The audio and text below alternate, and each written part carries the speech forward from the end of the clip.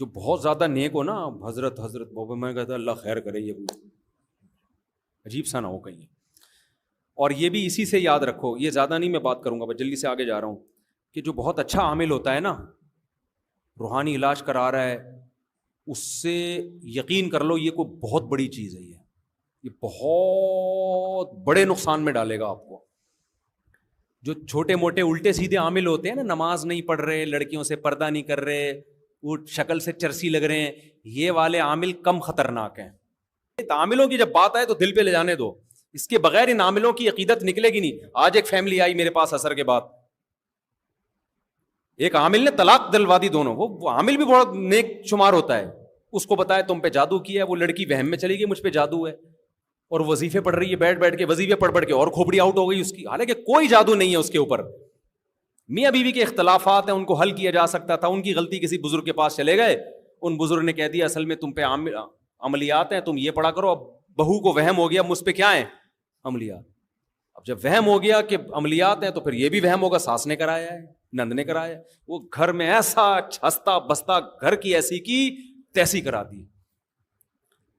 اس کی نیت نہیں ہوگی لیکن نتیجہ یہی نکلتا ہے. چھوڑ دو بیچارے، ٹینشنیں اتنی انہوں نے اٹھائی ہوئی ہیں، اور ایج ان کی ہو گئی، تو اس عمر میں تو یہ سب کچھ ہوتا ہے. اور آدھے سر کا درد بھی بہت سارے لوگوں میں ہے، اس کا جادو سے کیا تعلق ہے؟ لیکن جا کے ان پہ جادو ہے، تو ان پہ یوں ہے، تو ان پہ فلانا ہے، تو ان کو ڈمکانا ہے. مولانا یوسف الجہانوی شہید رحمۃ اللہ علیہ کو فالج ہوا تھا، فوراً روحانی علاج کے لیے بھجوا دیا کسی مکھنچو کے پاس.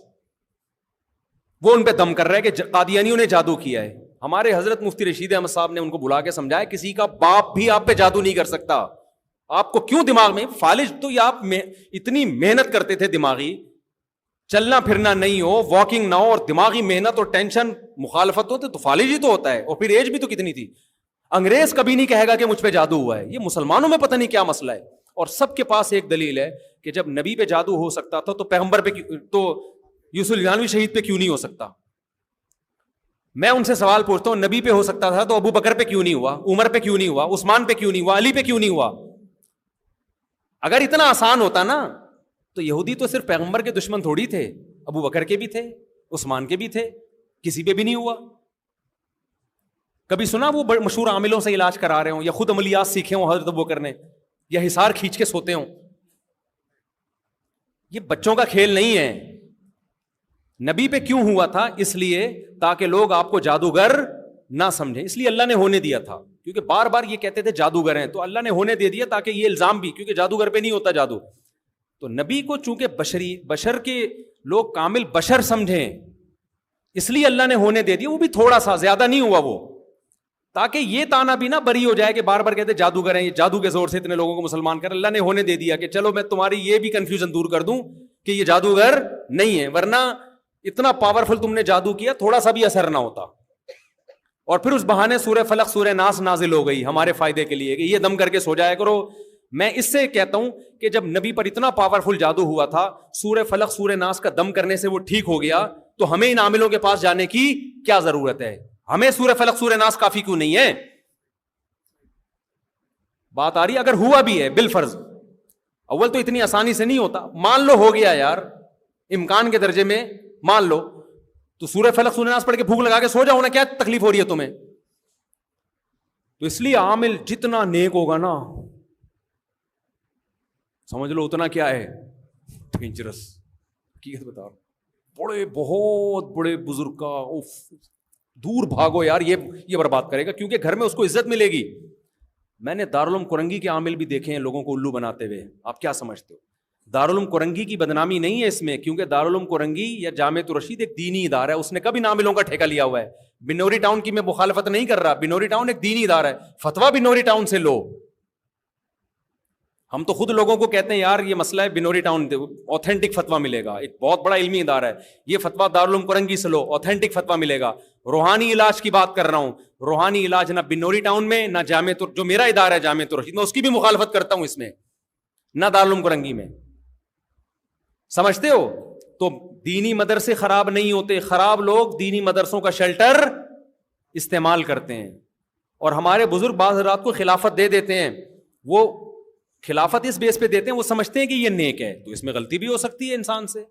وہ اپنے لحاظ سے امانت سے کام لے رہے ہوتے ہیں, لیکن ان کو کیا پتا ہوتا ہے کہ پیچھے یہ سیٹ اپ چلا رہا ہے. تو یہ نسبتوں سے اس موقع پہ یہ روحانی وانی کی نسبتوں سے متاثر نہ ہوا کرو کہ وہ فلانے پہنچے ہوئے. آپ بولو ہم سے بڑا پہنچا ہوا اس فیلڈ میں کوئی بھی نہیں ہے, کسی کے باپ میں دم ہے تو آؤ ہم پہ دم جادو کر کے دکھائے, ایسے بول دیا کرو, کچھ بھی نہیں ہوگا. بولتے ہوئے ڈرو گے تو پھر ہو جائے گا.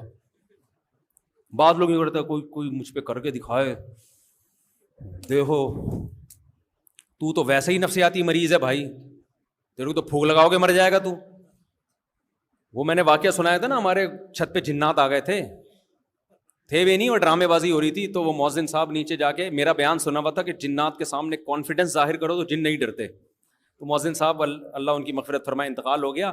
وہ کیا کہہ رہے, رات کو ہاتھ جوڑ کے چھت کی طرف کہہ رہے ہیں بھائی ہم لوگ تم سے ڈرتے ورتے نہیں ہیں, خدا کے لیے یہاں سے چلے جاؤ. جن اگر ہوگا تو بولے گا بیٹا تیرا اسٹائل بتا رہا ہے کہ تو جتنا ڈرتا ہے اتنا. ہم نے لفٹ ہی نہیں کرائی, ہم نے کہا ہوں گے بھی تو ہماری بلا سے. حالانکہ میں ڈر رہا تھا اندر سے, ڈر اس سے نہیں رہا تھا جنات ہیں. میں کہہ رہا تھی گڑبڑ کیا ہو رہی ہے, کیونکہ چھت پہ پتھر ہل رہے ہیں, اینٹ ہل رہی ہے. ابے ہلانے والا نظر نہیں آ رہا, اینٹ کہاں سے ہل رہی ہے, تو طبعی خوف تو آئے گا نا انسان کو, یہ ڈرامہ کیا ہو رہا ہے. لیکن ہم نے کہا نہ کوئی تعویذ. وہ پھر پتا چلا وہ ٹینکی میں وہ گیس کا جو ہے نا پریشر بن کے وہ چیزیں ہل رہی تھی. تو بعض دفعہ کسی چیز کی لاجک سمجھ میں نہیں آ رہی ہوتی, تو آپ بولو یار پتہ نہیں کیوں ہو رہا ہے, لیکن کسی وجہ سے ہو رہا ہے. جنات پہ نہیں ڈال دیا کرو یہ کر رہے ہیں. تو عجیب عجیب ڈرامے ہیں پاکستان میں. خیر اب بتاؤ کہاں سے بات چل رہی تھی.